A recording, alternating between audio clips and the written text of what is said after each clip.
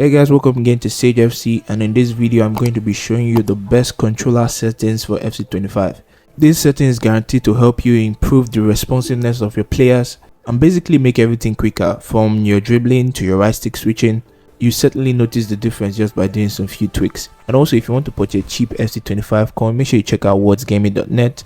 It's a safe site where you can purchase cheap FC25 coins, and if you use my code SAGEFC25, you get 15% discount on your purchase. So without further ado, let's get right into the video. So firstly, what you want to do is go down to your game settings, and once you're there, you want to set the preset to competitive, because this is the preset that allows you play online. So if you go online with a custom, it most likely won't be available to use.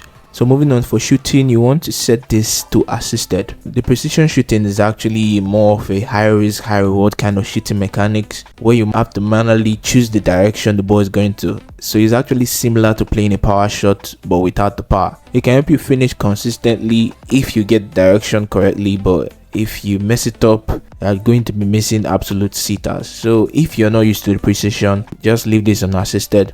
For time finishing, you definitely want to leave the time finishing on. Guys, if you're not using time finishing by now, you're missing out on a lot, because it actually helps you maximize your chances. Because if you can green time a shot, the power is better, the accuracy is better, it's just better. So if you haven't been using the time finishing, this is the year to start doing this. I'll be dropping a tutorial on how to green time all your shots in FC25 after this video, so make sure you smash the subscribe button and turn on your notification bell so that you get notified when that video is up.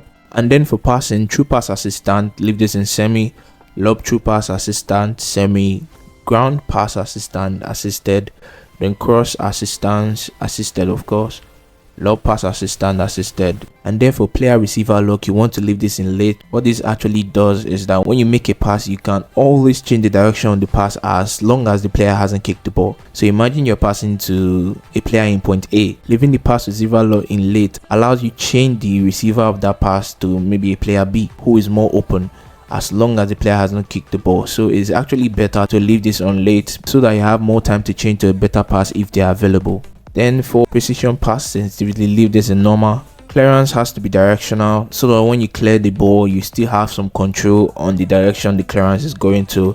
This actually helps when you're trying to counter your opponent. Then for defending, you want to use the advanced defending. Since when the advanced defending was introduced in FC24, I've been saying it is actually the best defending in the game, like better than tactical, better than legacy, because it actually separates your shoulder challenge from your stand tackle. So you can actually seal out your opponent's attacker when they are on the wing. It's like one of the easiest ways to win the ball back. So if you haven't been using the advanced defending, now is the time you start using it.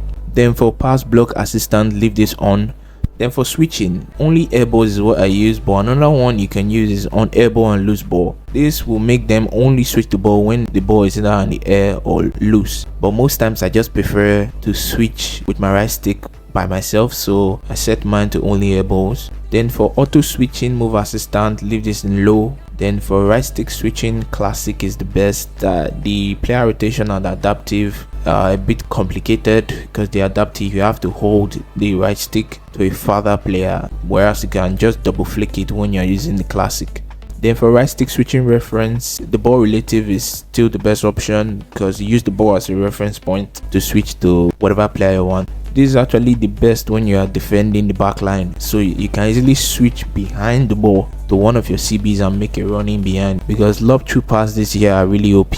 Then for right stick switch sensitivity, 5 is okay, 5 or 6, whatever your preference, but I leave mine in 5. Then for next player switching, classic, because the closest to the ball, the cursor will always go to the player that is closest to the ball, whereas you do not want that, because you're trying to defend the whole part of the pitch. So if the ball is being played in behind and there's another player in behind your defensive line and you press the L1, it will just go to anybody that's close to the ball, instead of you having control to change it to somebody that is better. So just leave this in classic, and I would suggest you just stick with changing your cursor with right stick and stay away from the L1 switch as much as possible. Then for reaction time modifier, from experience, any new feature added in eafc or FIFA, it's best to actually just stay away from there for a while. Maybe after the first patch, then you can start using it, because this reaction time modifier, it doesn't really have any noteworthy effect in game. But if you're leaving it on, put the reaction time modifier sensitivity at 5, but I'll suggest you leave this off. Then for player lock,